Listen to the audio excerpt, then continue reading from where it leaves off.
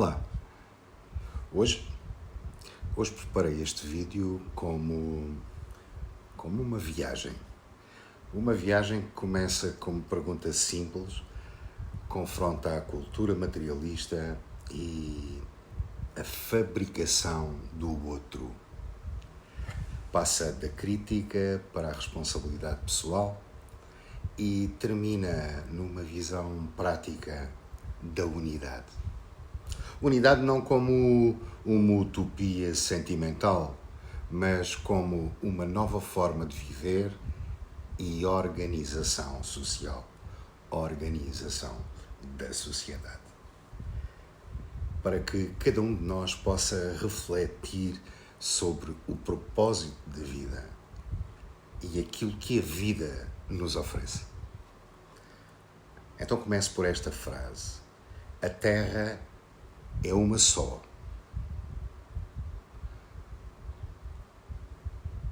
Mas quando é que nós vamos efetivamente perceber isso? Perceber esta realidade? Há mais de um século, Abdu'l-Bahá, o centro do convênio e da fé Bahá'í, o filho do profeta da fé Bahá'í, Baha'u'lláh, pronunciou estas palavras: a Terra é uma só e a mesma atmosfera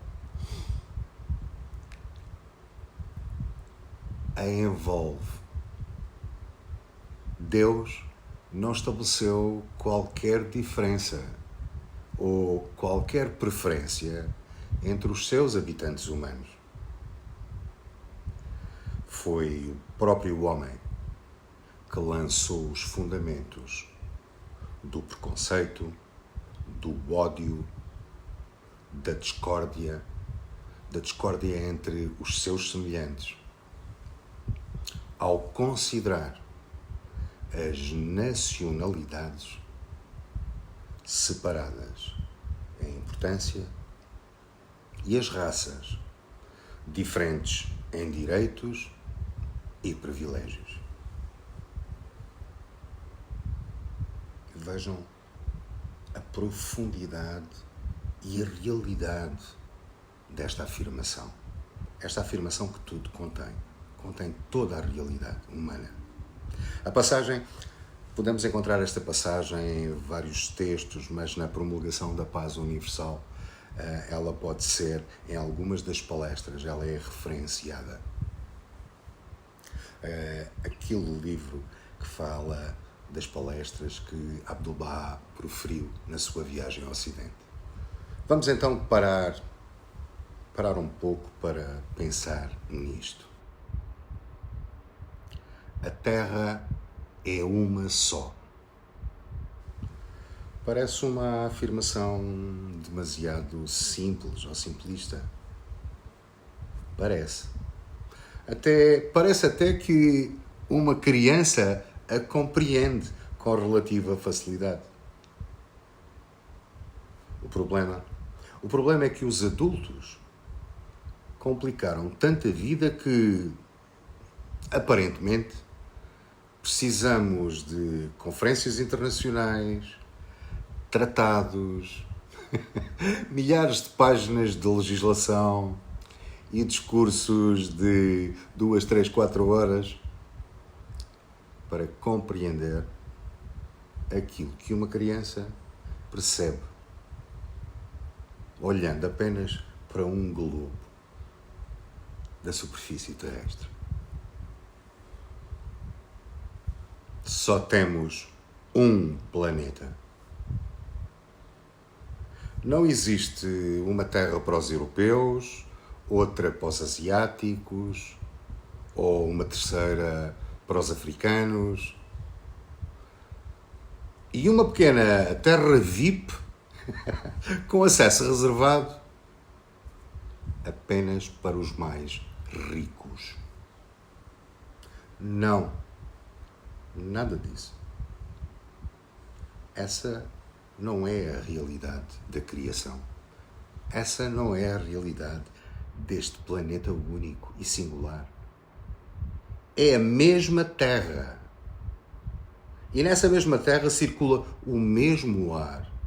E nessa mesma terra, os oceanos comunicam.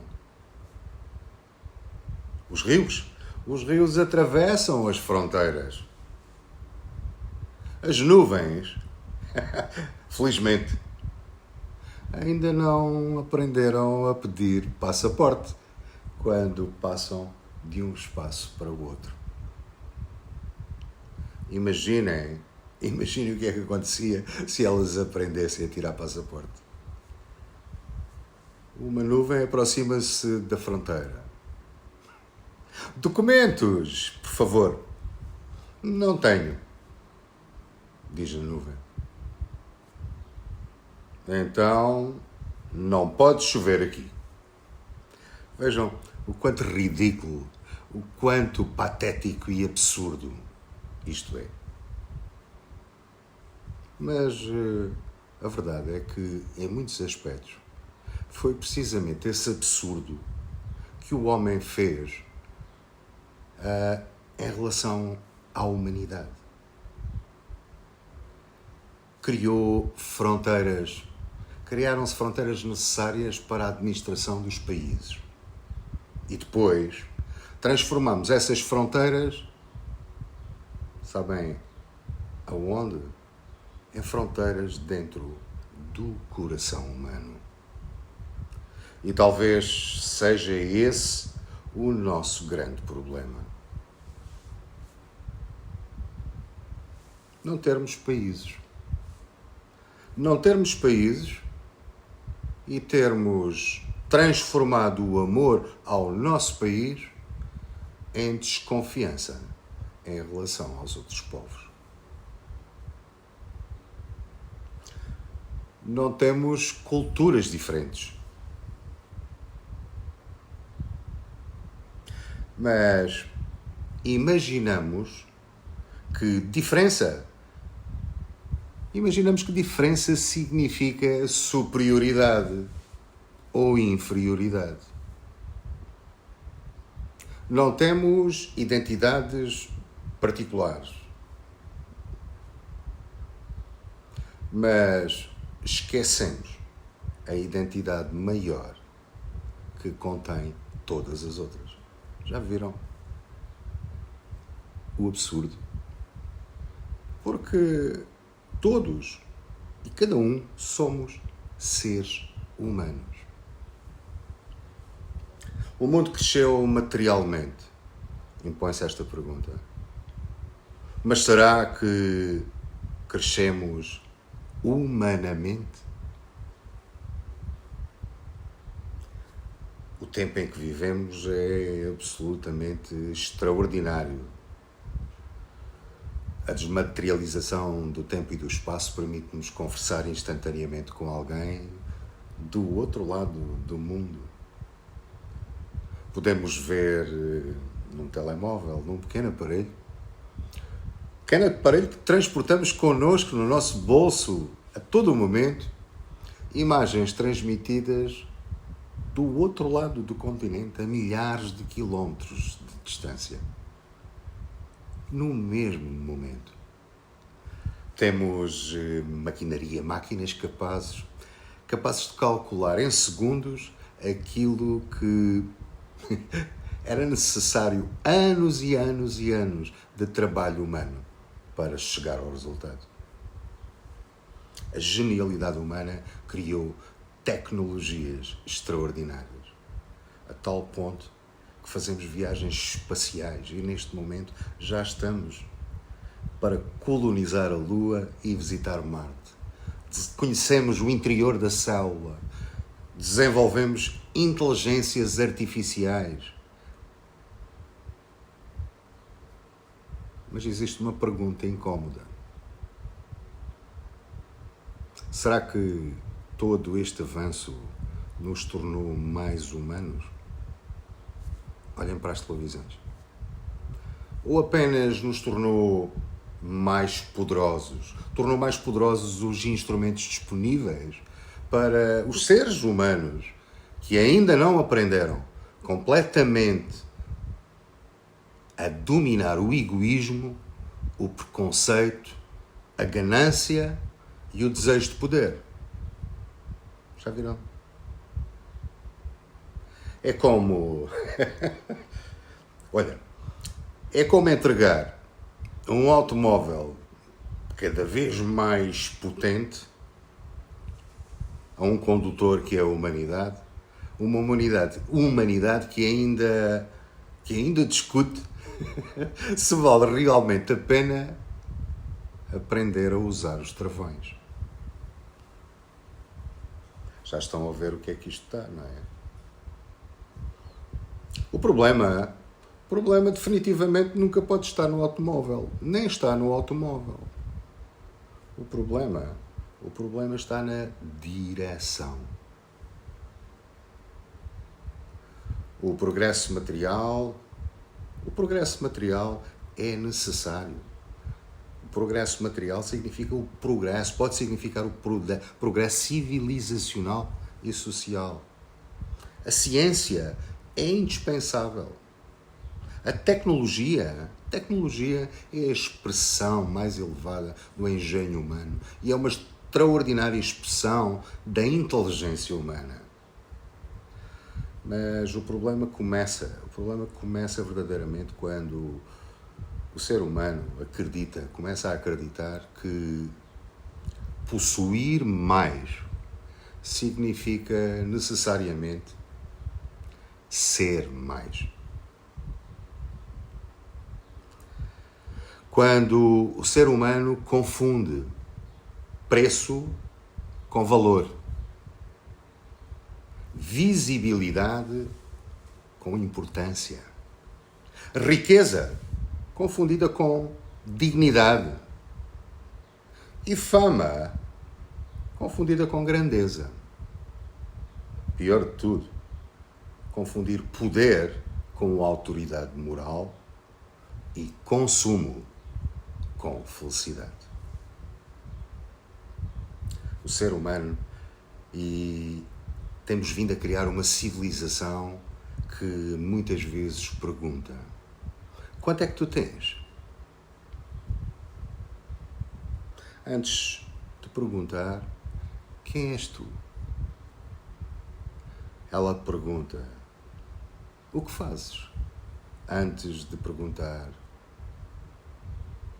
o que estás tu a tornar-te como ser humano? Pergunta: quantos seguidores tens? Já viram bem? E a maioria das vezes esquece-se de perguntar uma coisa tão simples, mas tão necessária. Quantas pessoas com tantos seguidores seriam capazes de confiar verdadeiramente em ti?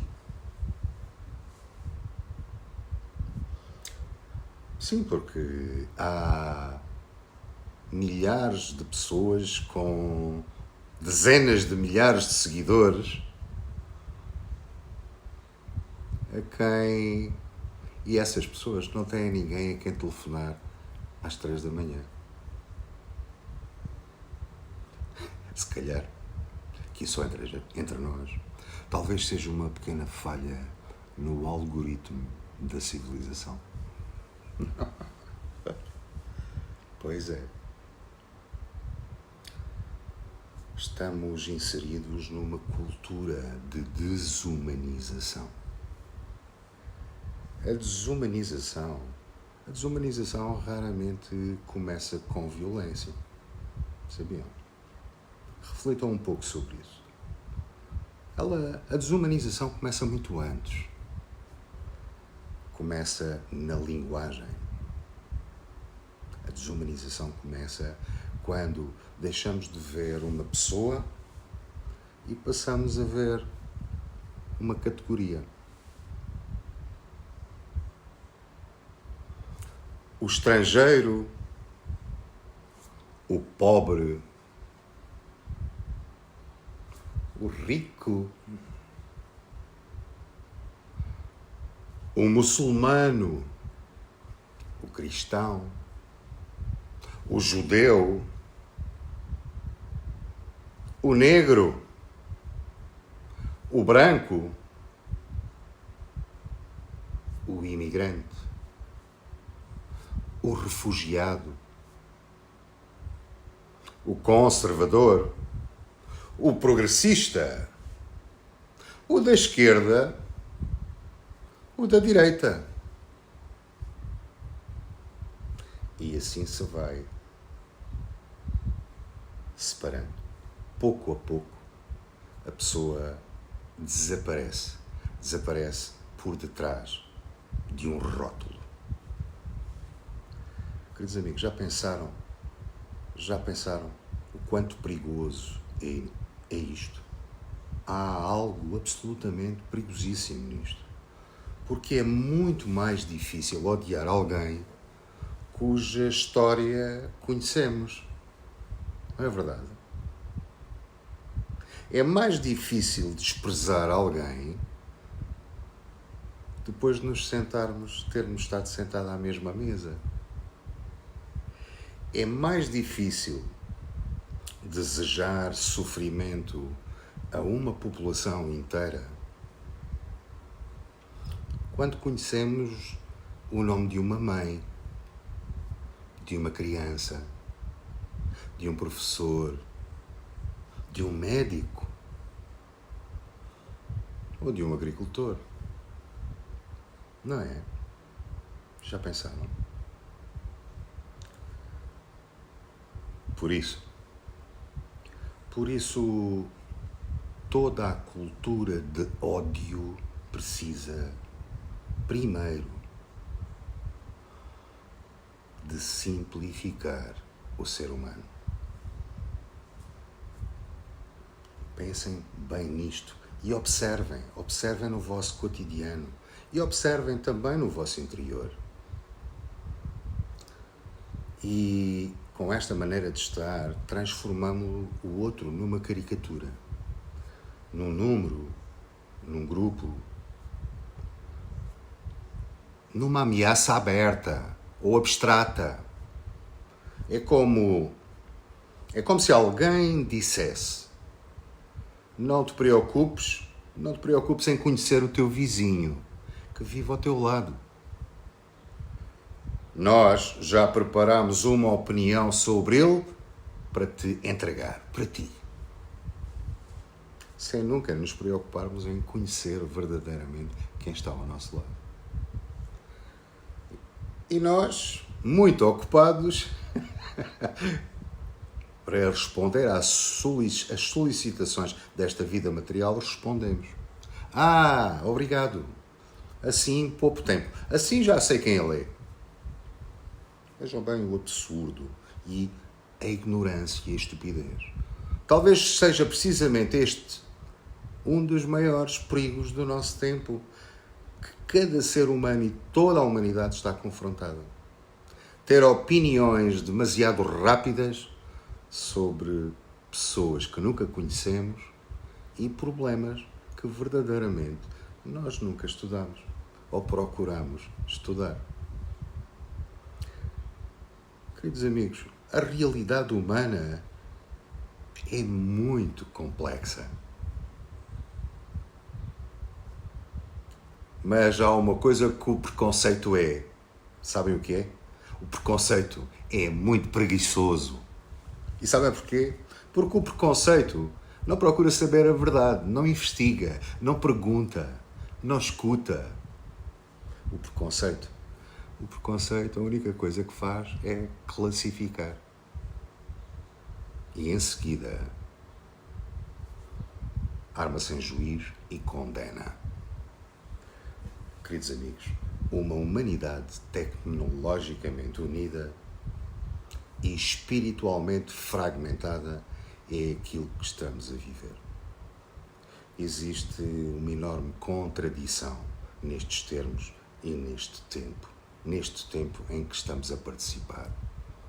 Economicamente, somos profundamente interdependentes. Ecologicamente, somos interdependentes. Tecnologicamente, somos interdependentes. Cientificamente, somos interdependentes. Mas, emocional e politicamente, continuamos muitas vezes a comportar-nos como tribos assustadas umas com as outras.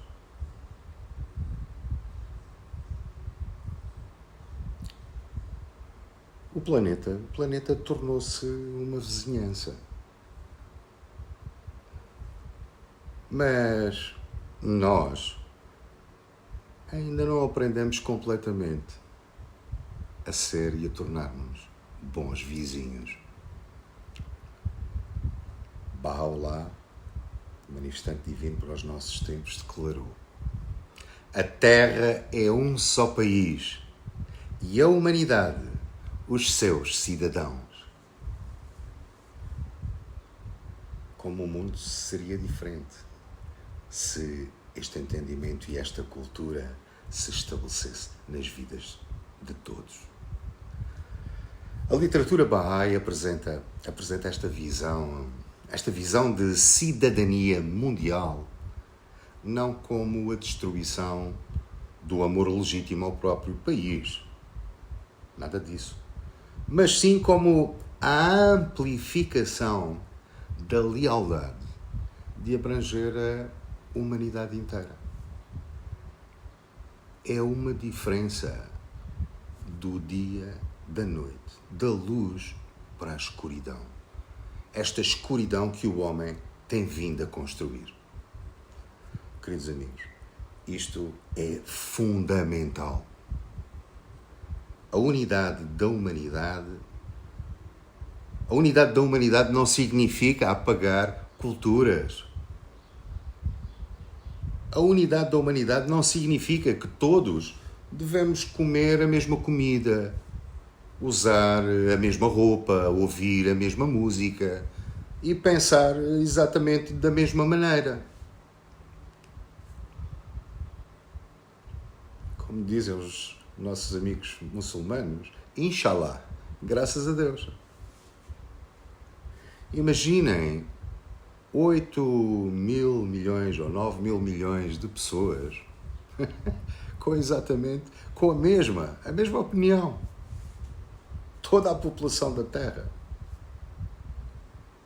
Seria talvez a paz, mas seria uma paz insuportavelmente aborrecida. A unidade não é uniformidade. Vejam os exemplos. O exemplo da música. Numa orquestra. Uma orquestra não é formada por 50 instrumentos a tocar exatamente a mesma nota. Há violinos, violoncelos, flautas, trompetes, saxofones, piano, percussão, e cada um possui uma voz diferente.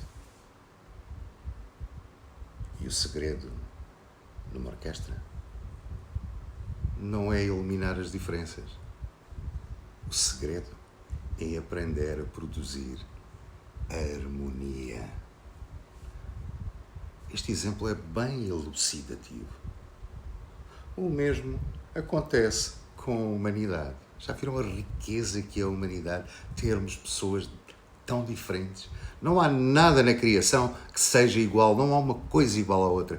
Todas têm as suas diferenças.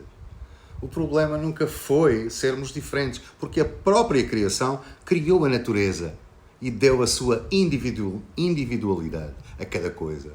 O problema é que ainda não aprendemos a viver suficientemente e a aceitar as diferenças sem fabricar inimigos.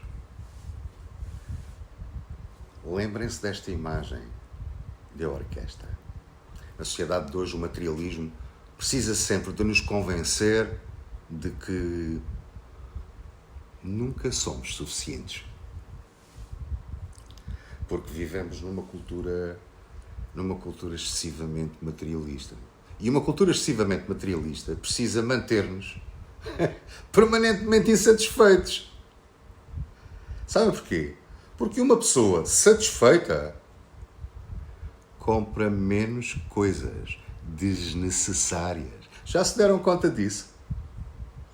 Então somos bombardeados diariamente com mensagens que, de uma forma ou de outra, o que é que elas dizem basicamente? Elas dizem: ainda não és suficientemente bonito, ainda não és suficientemente jovem, ainda não és suficientemente rico. A tua casa ainda não é suficientemente moderna. O teu carro ainda não é suficientemente novo. As tuas férias ainda não são suficientemente fotogénicas. É uma infinidade de insuficiências. Já repararam que são necessidades que verdadeiramente não existem, só existem aqui e aqui. E talvez o teu pequeno almoço tenha pouca personalidade para o Instagram. O que é que acontece perante isto? É simples, a evidência é: começamos a viver para representar uma vida, em vez de viver a própria vida. E levamos o tempo todo preocupados em comprar-nos coisas das quais não precisamos para nada. Muitas delas não nos fazem falta para nada. Apenas para impressionar pessoas que provavelmente nem sequer conhecemos. Às vezes usando dinheiro que ainda nem sequer ganhamos. Mas a verdade é que depois perguntamos: por que razão eu estou tão ansioso? Vamos ver de onde vem a ansiedade. Talvez porque transformamos a vida numa permanente audição para um papel que ninguém nos pediu para representar. Está tudo trocado nestas nossas cabeças imbuídas desta cultura. E a consequência social é profunda. Porque o valor do ser humano é medido por riqueza, por aparência, por produtividade, por estatuto, e começamos, inevitavelmente, a classificar vidas, a comparar vidas e a julgar vidas. Algumas parecem valiosas, outras são descartáveis. Queridos amigos, é aqui que a cultura materialista se encontra. Sabem com o quê? Com o preconceito. Porque ambas perguntam: para que serves? Mas há uma diferença. Quando nós possuímos um entendimento da nossa verdadeira natureza, a natureza espiritual, há uma visão espiritual. E essa visão espiritual pergunta: quem és? A primeira visão mede a utilidade. Esta segunda visão reconhece a dignidade, a tua dignidade. E com isto pagamos o preço humano desta permanente divisão. E não estamos a falar de uma questão teórica, queridos amigos.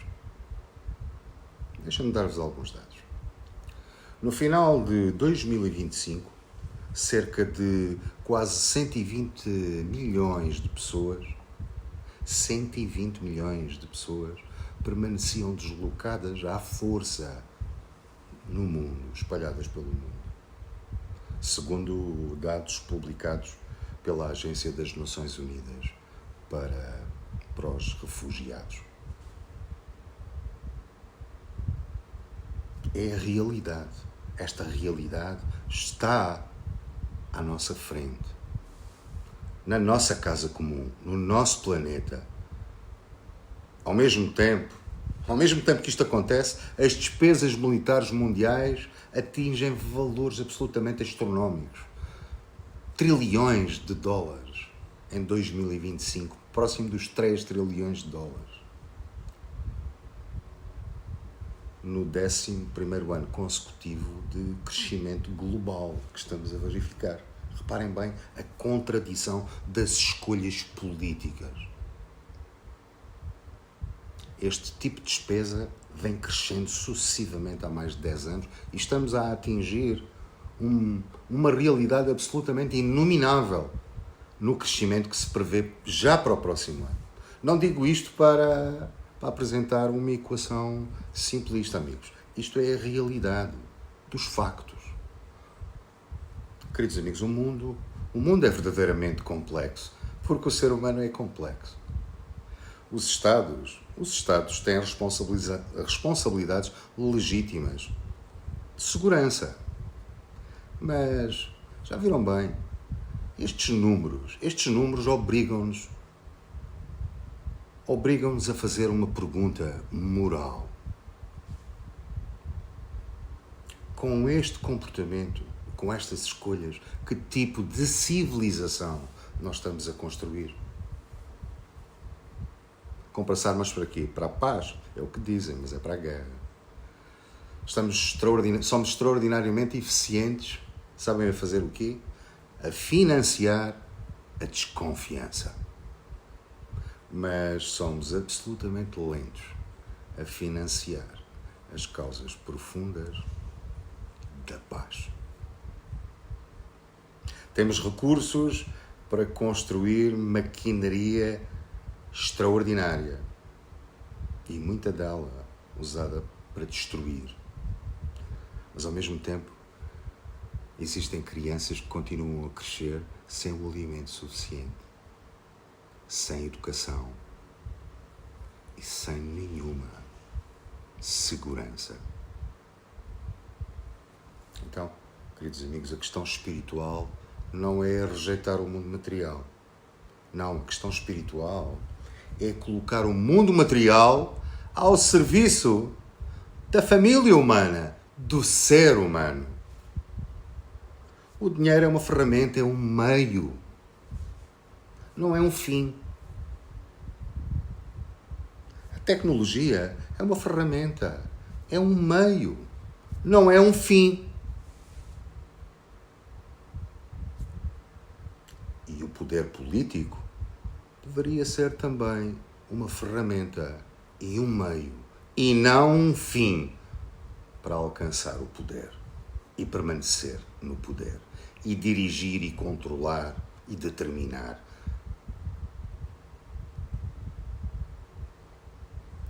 A mesma coisa acontece com a economia. Mas deixem-vos dizer-vos, uma ferramenta não pode decidir qual deve ser o propósito da casa que tu estás a construir, ou eu estou a construir, ou tu ali estás a construir. É necessário, é preciso uma visão. Precisamos de princípios. Precisamos de uma nova compreensão da natureza humana.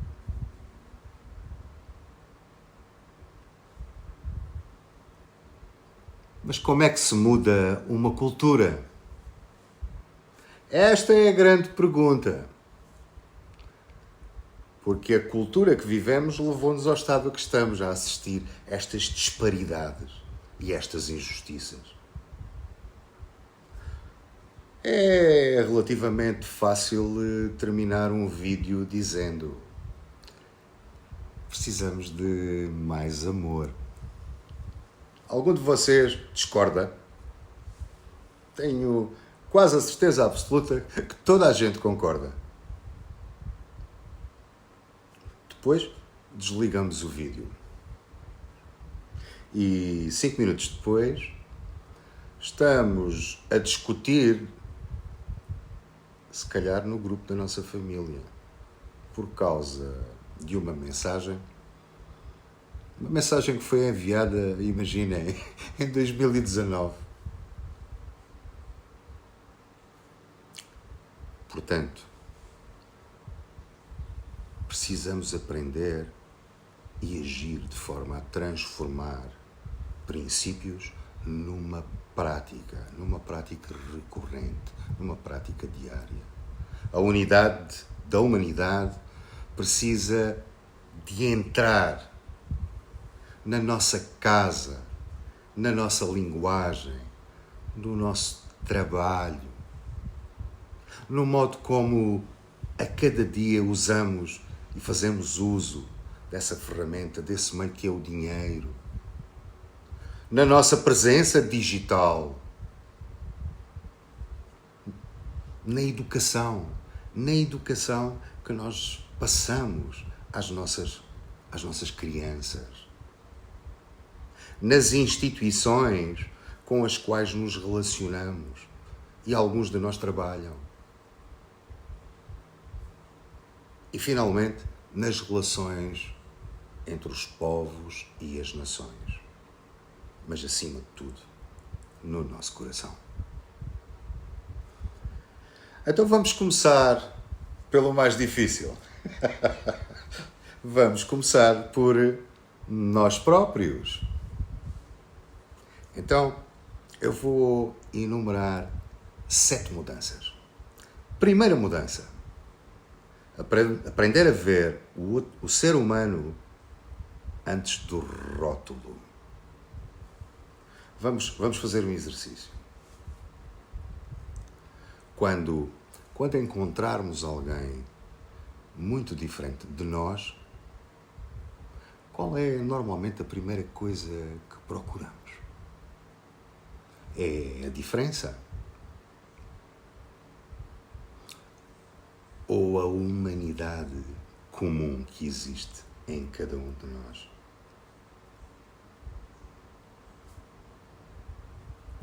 Imagina um hospital. Imagina uma pessoa que entra nesse hospital e está gravemente ferida.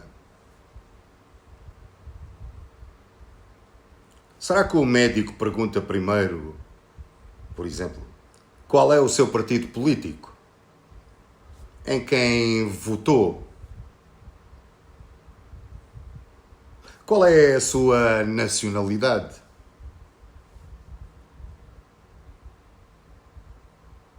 Qual é a sua religião?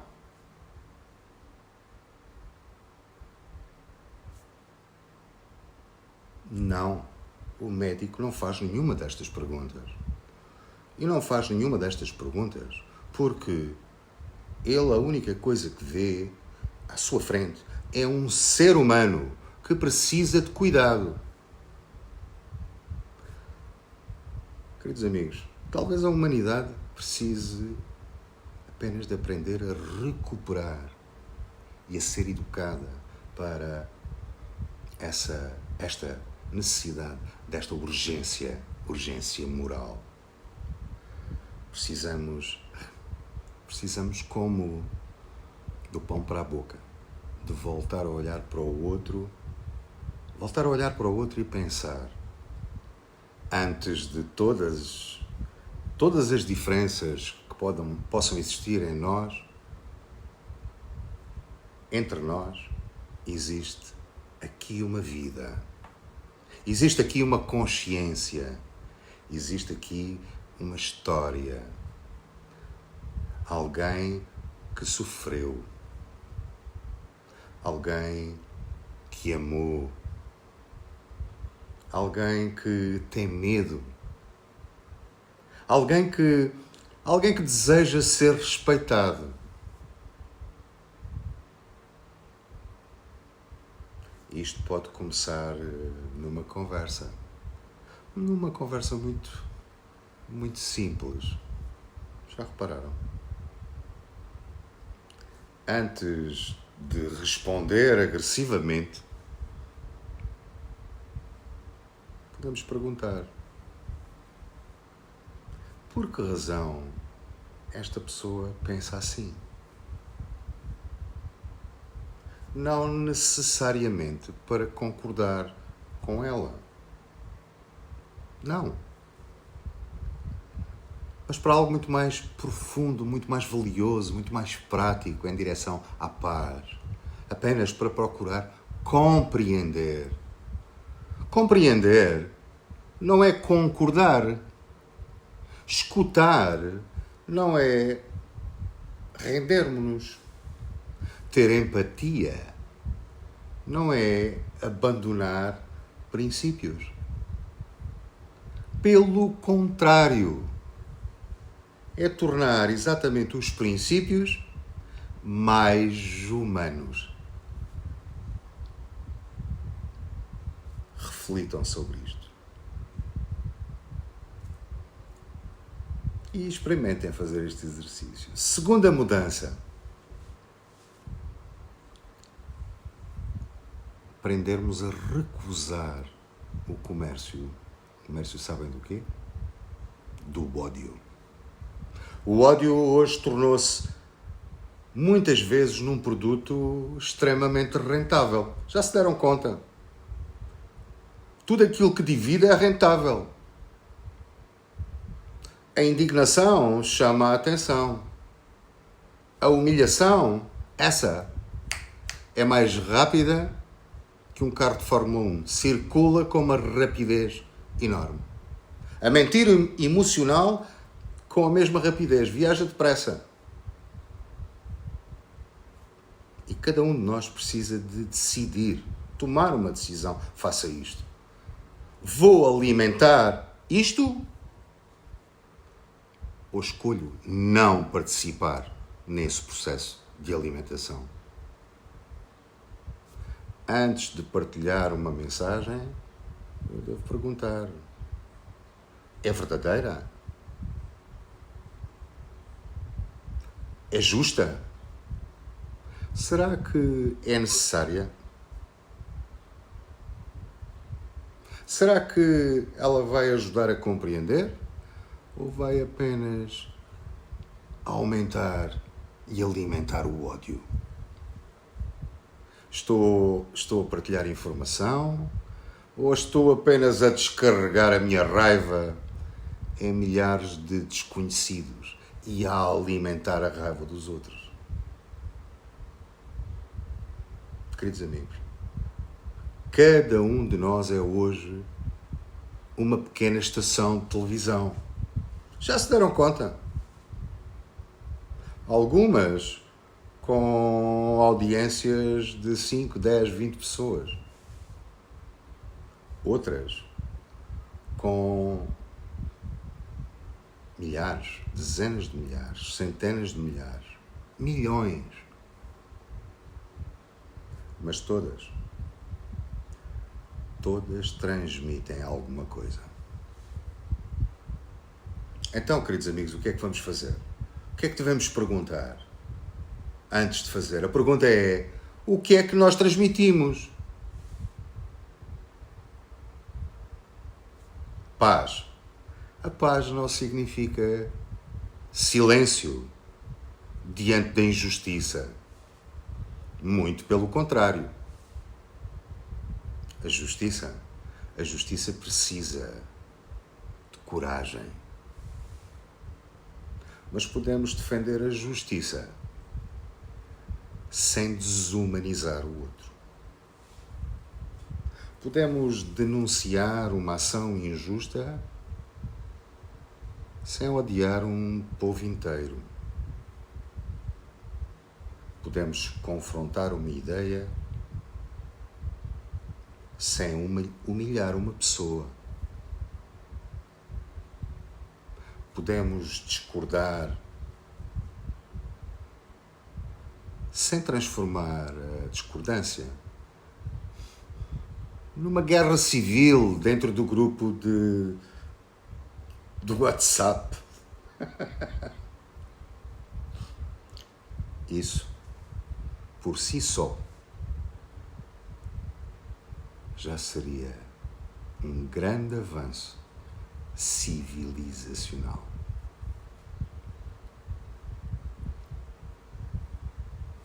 Tenta pôr em prática. Uma terceira mudança.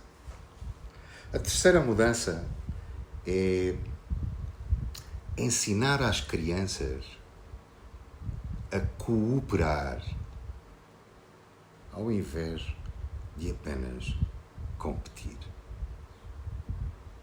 Perguntarmos às crianças: que profissão queres ter? Ao invés de perguntarmos isso, talvez pudéssemos perguntar também: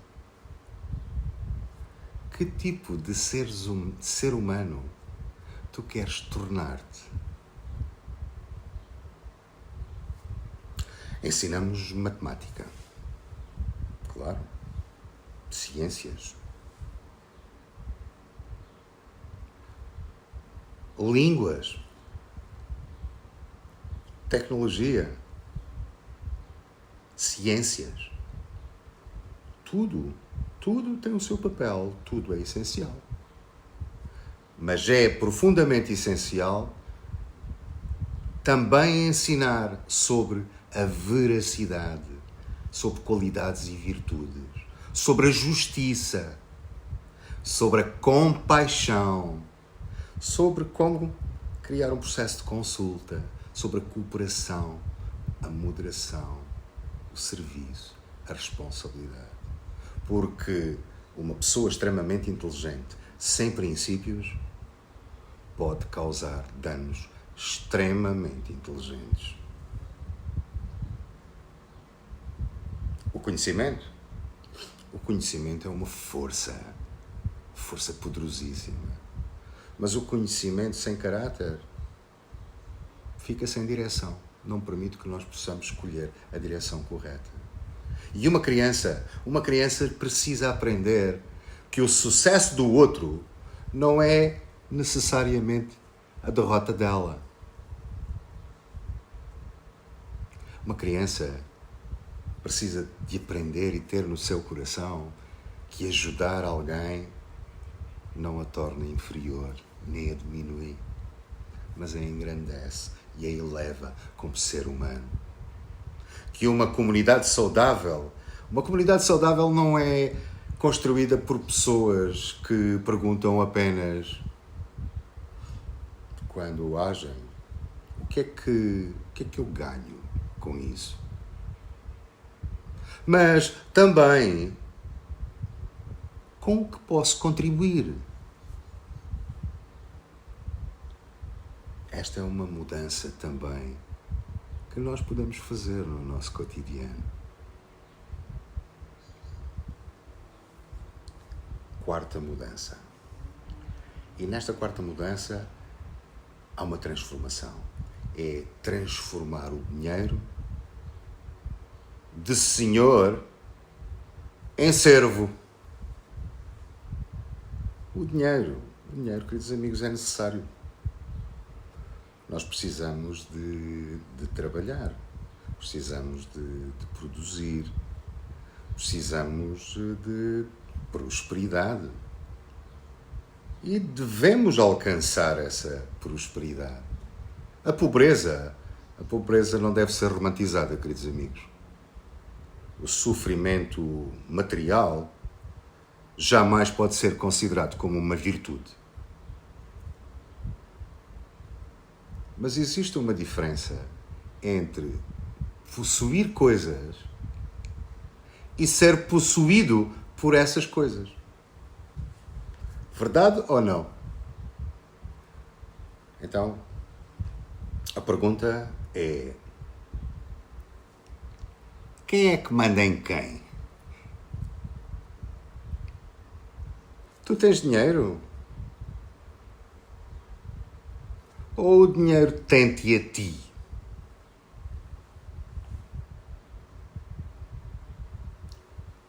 A tua casa serve a tua vida? Ou a tua vida inteira serve para pagar, melhorar e exibir a casa?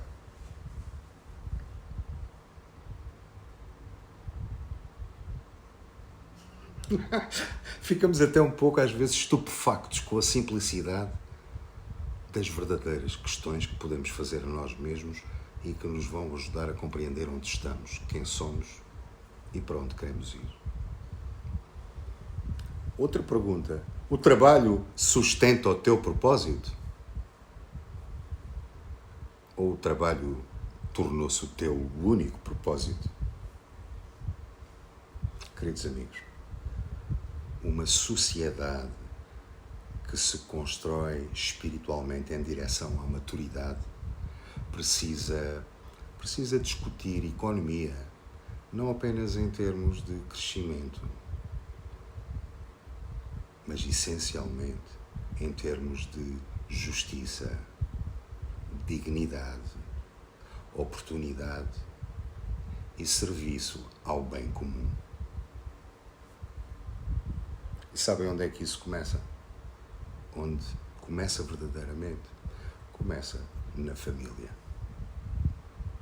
Começa quando os mais velhos, os pais, sabem ensinar a diferença aos filhos entre desejo e necessidade. E sabem ensinar, através do seu exemplo, a prática da generosidade. Sabem ensinar e a mostrar o consumir conscientemente, o valorizar o trabalho dos outros e do preço do trabalho, a não explorar a fragilidade da outra pessoa apenas porque a lei ou o mercado permitem. Conhecem a expressão: nem tudo o que pode ser feito deve ser feito. E o limite é essa educação espiritual, a nossa consciência bem orientada. Essa é a diferença entre uma economia apenas eficiente e aquilo que deve ser a verdadeira economia, a economia humana.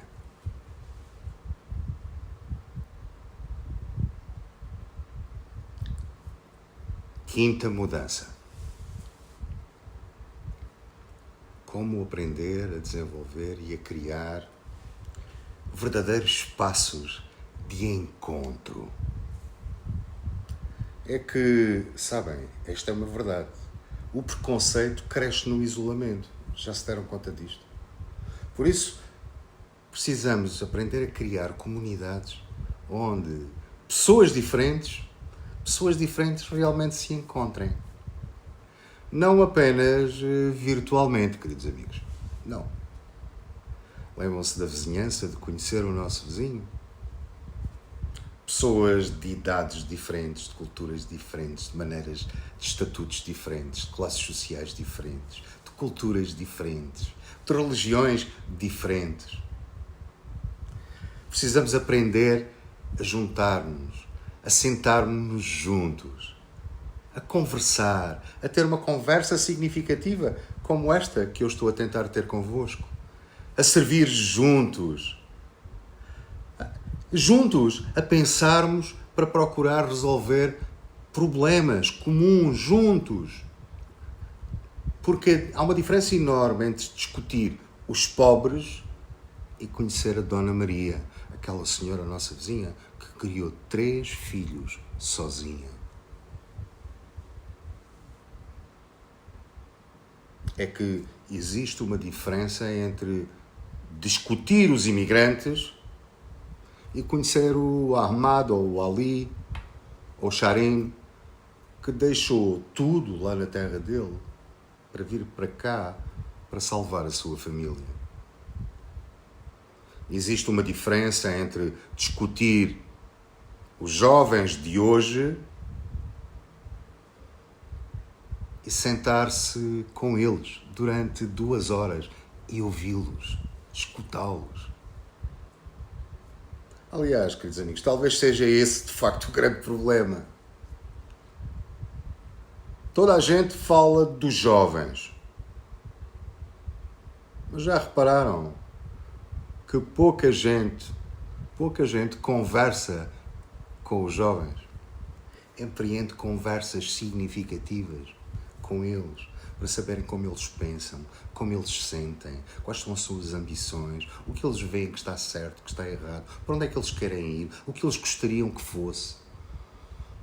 A mesma coisa em relação aos idosos. Todo o mundo fala de idosos, mas poucas pessoas se sentam verdadeiramente ao seu lado e são capazes de ouvir as suas histórias, as suas experiências, a sua sabedoria.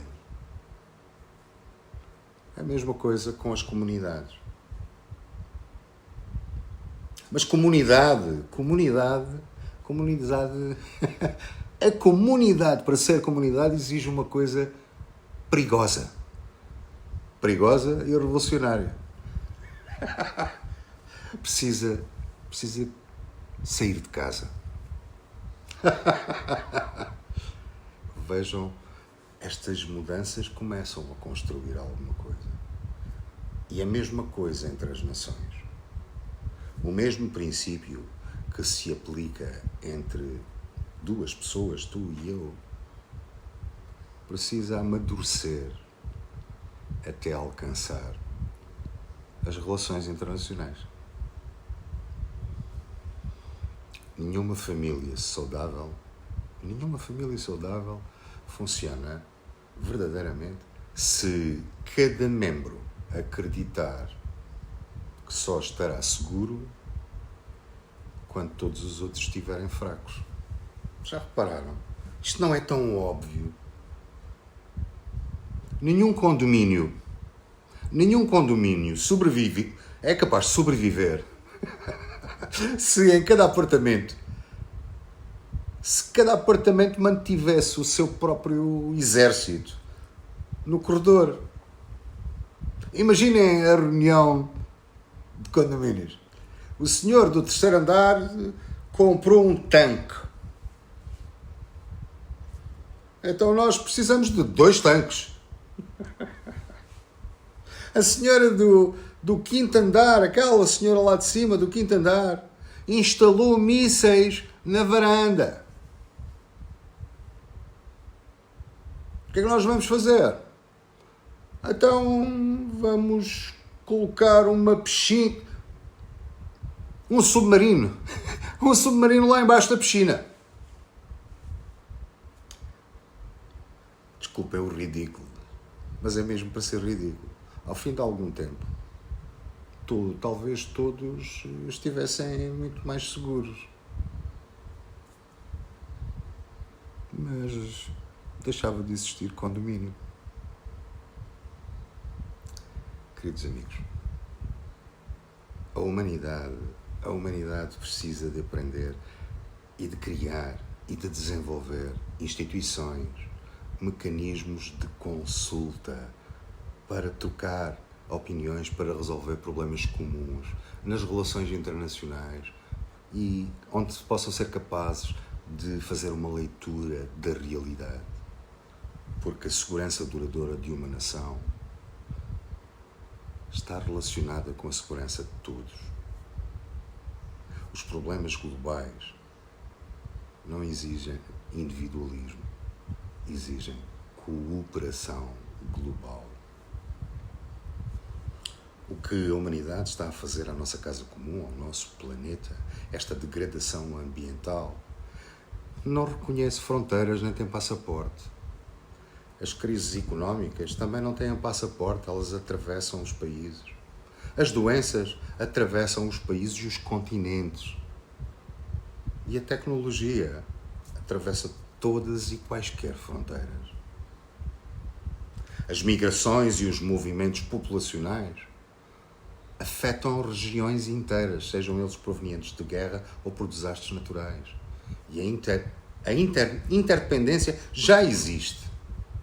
A pergunta é se a nossa consciência política e moral é capaz de amadurecer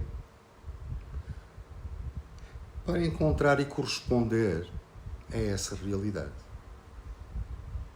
Queridos amigos, mais uma vez, unidade, o caminho para a unidade não é ingenuidade. Algumas pessoas escutam a palavra unidade e o que é que elas imaginam? Imaginam ingenuidade.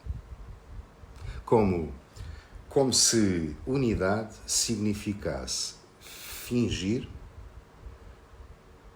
que não existem conflitos, divergências. Não, queridos amigos, nada disso. A unidade não é a ausência de problemas.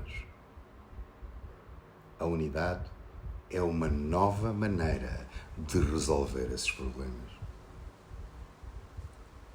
Uma família unida pode discordar.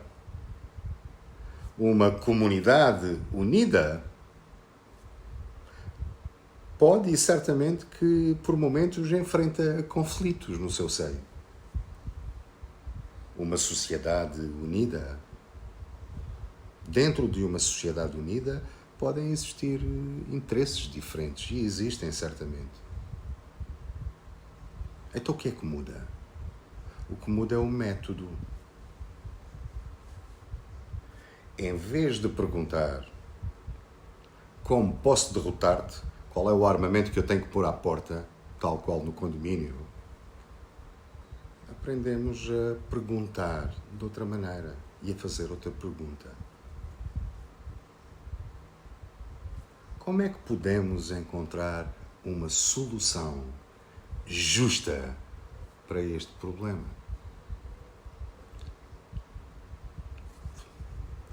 É uma mudança gigantesca. Este é o processo da consulta. Na consulta verdadeira, ninguém precisa de entrar na sala carregando uma opinião como se fosse um filho pequeno. É minha, esta opinião é só minha e é melhor. E ninguém toca nesta opinião, porque ela é minha e é melhor. Não. Apresentemos antes uma ideia. E quando a apresentamos como uma ideia para ser consultada no grupo, essa ideia deixa de ser minha e torna-se material para a investigação coletiva, que pode ser e certamente será melhorada, ou até corrigida, transformada. Talvez até a minha ideia, face ao desenvolvimento da consulta, possa até ser descartada. Mas ela contribuiu para uma unidade. E isso exige uma virtude que ainda é bastante rara nos dias de hoje, no mercado. Sabem qual é? É a humildade. A possibilidade revolucionária de pensar: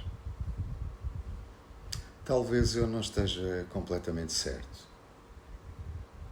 Imaginem o impacto desta frase nas redes sociais.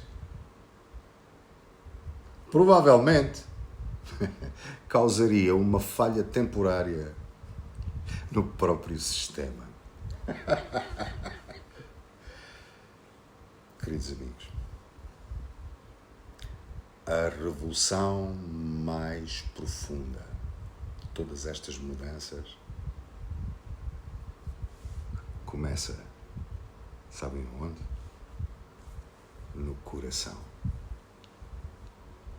Mas nenhuma transformação social será duradoura se não houver transformação interior.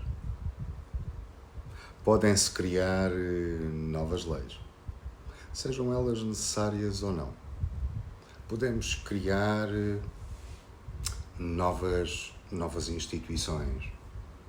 Sim, porque precisamos de instituições, elas são indispensáveis para a organização do mundo.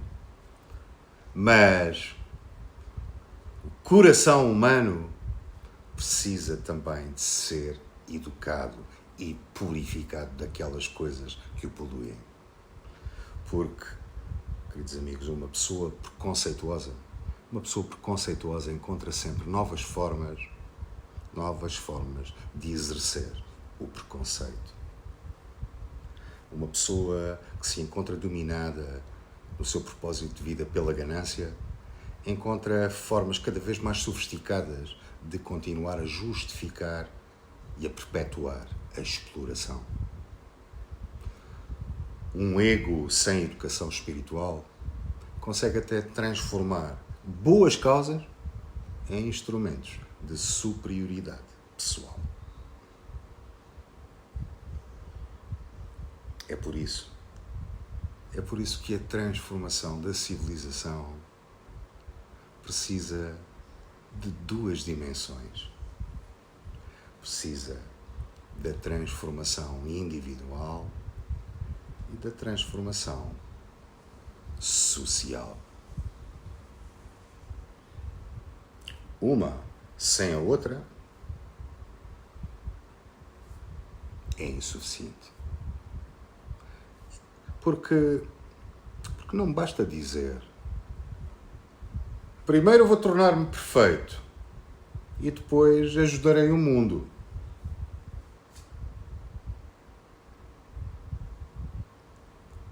Nesse ritmo, talvez o mundo tenha de esperar até a eternidade. Mas também não basta querer reformar todas as estruturas do planeta sem examinar o nosso próprio comportamento. Então, é necessário fazer as duas coisas e fazê-las simultaneamente. Transformarmos-nos enquanto, ao mesmo tempo, estamos a servir. Servindo enquanto nos transformamos. Que visão fantástica! Vejam bem como estas mudanças contribuíam para a mudança do mundo e a criação de uma verdadeira paz. Deixo-vos com uma sugestão para uma pequena experiência para esta semana. Então, quero terminar propondo-vos uma experiência muito simples. Durante uma semana, tenta fazer 3 coisas. Primeiro, conversa verdadeiramente com alguém que pensa de uma maneira diferente da tua. Não para vencer nos argumentos, não para preparar uma resposta enquanto a pessoa está a falar, mas com o desejo profundo de procurar compreender a outra pessoa. Segunda, tenta interromper uma cadeia de preconceito. Por exemplo, às vezes dizemos piadas que são humilhantes, sem nos darmos conta disso.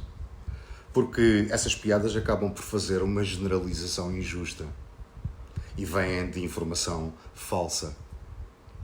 Um comentário que transforma milhões de pessoas numa caricatura.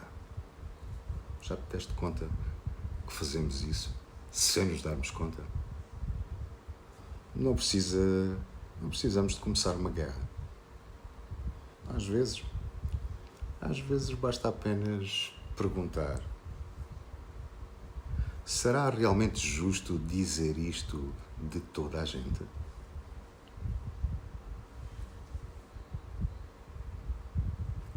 Terceiro desafio. Faz um ato de serviço. Faz um ato de serviço a alguém, mas sem publicidade. Ajuda alguém. Visita alguém que está sozinho. Ensina alguma coisa de forma gratuita e espontânea. Ou participa numa iniciativa da tua comunidade. Escuta uma pessoa, mas não publiques. Não faças publicidade. Sim, eu sei. Esta pode ser provavelmente a parte mais radical deste vídeo. Fazer uma boa ação. Fazer uma boa ação e a internet nunca ficar a saber. Mas experimenta a fazê-lo. Isto ajuda-nos a descobrir algo verdadeiramente importante. O coração, sabem? O coração tem uma espécie de algoritmo, sabiam? É que aquilo que o coração alimenta cresce. Se alimentarmos ressentimento, cresce ressentimento. Se alimentarmos preconceito, cresce preconceito. Se alimentarmos gratidão, cresce gratidão.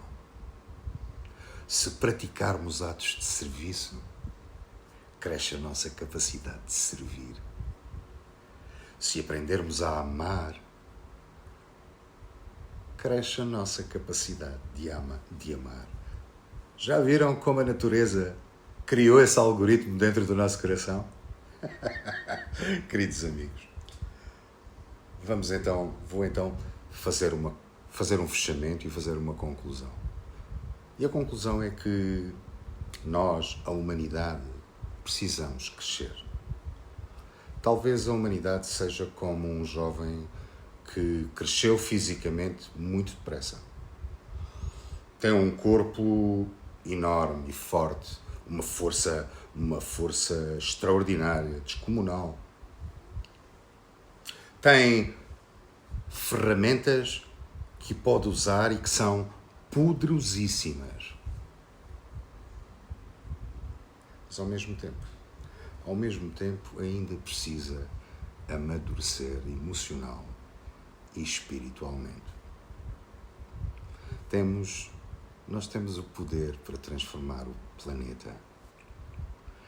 Agora precisamos de aprender a desenvolver a sabedoria para decidir como transformá-lo. Temos capacidade de comunicar instantaneamente. Agora, precisamos aprender o que é que merece verdadeiramente ser comunicado. Temos capacidade de produzir riqueza, imensa quantidade de riqueza. Agora, precisamos aprender a fazê-la servir, ou pô-la ao serviço da dignidade humana. Temos a capacidade de destruir à distância. Agora, precisamos aprender a reconhecer o próximo, mesmo à distância. Porque a Terra é uma só. A Terra uma só não se trata de uma frase bonita, queridos amigos. É uma descrição verdadeira da nossa realidade. Respiramos o mesmo ar, não é? O ar da China não é diferente do ar, tirando a poluição, não é? Mas não é diferente, é o mesmo. Habitamos todos no mesmo planeta, seja em Portugal, seja na China, seja na Índia, seja na França, na Alemanha, nos Estados Unidos, no Canadá, na Austrália. Todos, cada um, dependemos de sistemas comuns. E todos e cada um partilhamos um destino coletivo. Podemos continuar a organizar o mundo como se fôssemos estrangeiros, condenados a disputar para sempre uma casa pequena. Mas temos uma escolha. Ou podemos finalmente perceber que somos membros de uma única família humana, diferentes nas nossas culturas, diversos, nas nossas diferentes línguas, nas nossas histórias, nas nossas experiências. Mas todos somos iguais em dignidade. A unidade não virá apenas dos grandes tratados, queridos amigos. A unidade começa quando uma criança aprende que ninguém é inferior. Quando uma família é capaz de escolher e pôr em prática a justiça em vez do egoísmo. A unidade aparece quando alguém se recusa a repetir uma mentira sobre o outro povo. Quando uma comunidade cuida dos mais frágeis. Quando a economia serve a vida. Quando a religião produz amor. Quando a política procura justiça. E quando as nações verdadeiramente aprenderem a consultar para alcançarem o bem comum, ultrapassarem as dificuldades e os problemas. Quando o estranho deixa de ser um estranho. E quando finalmente compreendermos que amar a humanidade não diminui o amor pela nossa família, pela nossa cidade ou pelo nosso país. Pelo contrário, amplia esse amor. Queridos amigos, porque afinal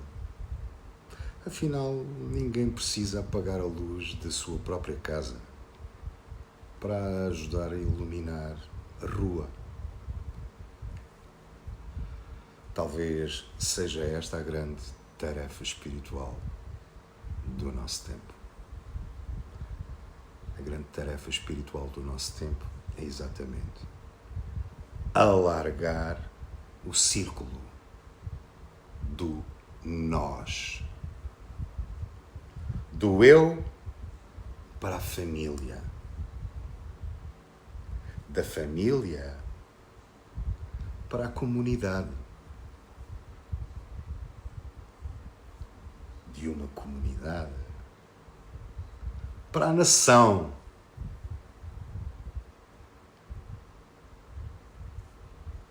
E de uma nação para a humanidade inteira. Porque a Terra já é uma. A Terra é um só país. e os seres humanos são os seus cidadãos. O que ainda precisa tornar-se. Esta é a transformação para esta mudança que vai verdadeiramente tornar a vida mais rica, mais bela, mais brilhante e os nossos corações mais puros. Queridos amigos, espero que tenham gostado do vídeo. Partilhem, tentem pôr em prática esses exemplos e façam comentários sobre a vossa experiência, se assim desejarem. Partilhem o vídeo para que outros amigos possam também refletir. Despeço-me com profunda amizade e carinho e até a um próximo vídeo. Um abraço a todos.